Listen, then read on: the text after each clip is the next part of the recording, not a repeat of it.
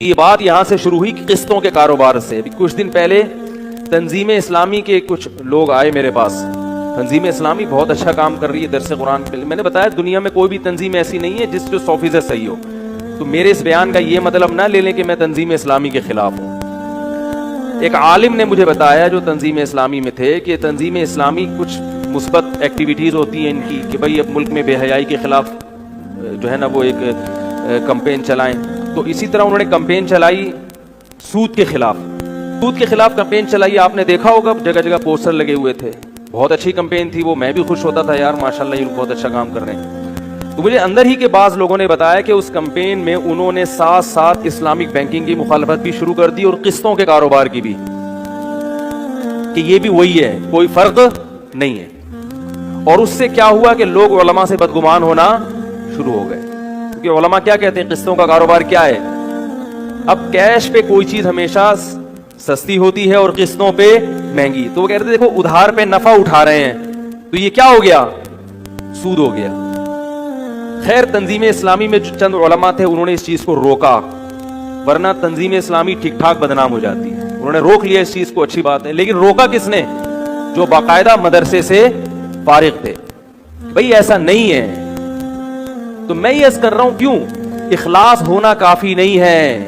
آپ اگر سود کے خلاف بھی کمپین چلا رہے ہیں تو آپ کو سود پہ باقاعدہ عبور ہونا چاہیے کہ سود کی ڈیفینیشن کیا ہے. عوام پتہ ہے کس پہ جاتی ہے؟ حکمتوں پہ.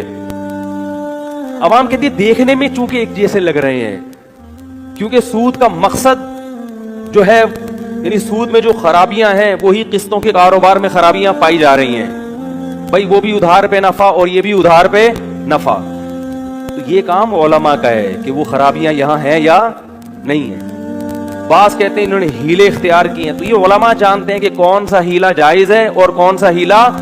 عوام کے پاس یہ حیرت کی بات ہے کوئی ڈاکٹروں کے کام میں ٹانگ نہیں اڑاتا, حکیموں کی فیلڈ میں کوئی ٹانگ نہیں اڑاتا, انجینئر کے کام میں کوئی ٹانگ.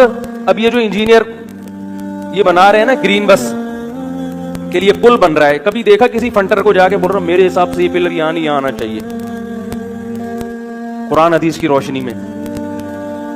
وہ بولے گا جا بھائی اپنا کام کرے یار. کوئی بھی نہیں سنے گا.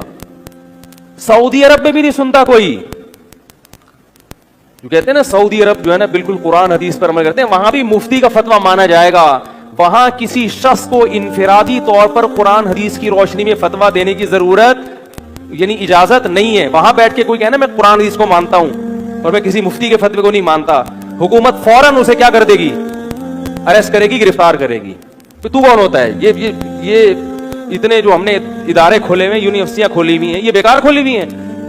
یہ صرف ہمارا ملک ہے جہاں فری جھوٹ ہے. کوئی بھی اٹھ کے جعلی حکیم بھی بن جاتا ہے, جعلی ڈاکٹر بھی بن جاتا ہے اور جعلی مفتی بھی بن جاتا ہے. اور پبلک کہہ رہے ہیں بات چونکہ دلیل سے کر رہا ہے لہذا اس کی بات میں دم ہے. تمہیں پتا کیسے چلا کہ دلیل سے کر رہا ہے کہ نہیں کر رہا؟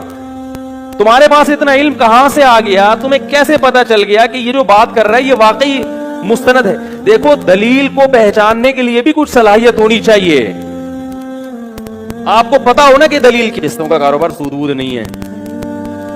تو یہ جو کہتے ہیں نا کہ سود ہے اور اسے یہ تو ویسے ہی ہے, اس کی اتنی بیوقوفوں والی دلیل ہے یہ اس کو سود قرار دینا. بھی میں اس پہ جاؤں گا تو بات یہ جو قرآن میں آتا ہے نا احل اللہ البیع وحرم الربا, جب سود حرام ہوا ہے نا تو مشرکین نے یہی اعتراض کیا تھا کہ قسطوں کا کاروبار تو جائز ہے بھائی اور سود حرام ہو گیا. تو اللہ نے اس پہ آیتیں نازل کی احل اللہ البیع, بیع حلال ہے کیونکہ اللہ نے حلال کیا اس کو, چاہے وہ قسطوں پہ ہو یا کیش پہ ہے تو وہ بیع. جب خرید و فروخت کا ایگریمنٹ ہے تو وہ جائز ہے اور ربا کیا ہے, حرام ہے. تو یہ تو آیت کا شان نزول ہی بتا رہا ہے کہ جو بیع ہوگی وہ حلال ہوگی اور اس کے علاوہ جو سودی ایگریمنٹ ہے وہ کیا ہوگا,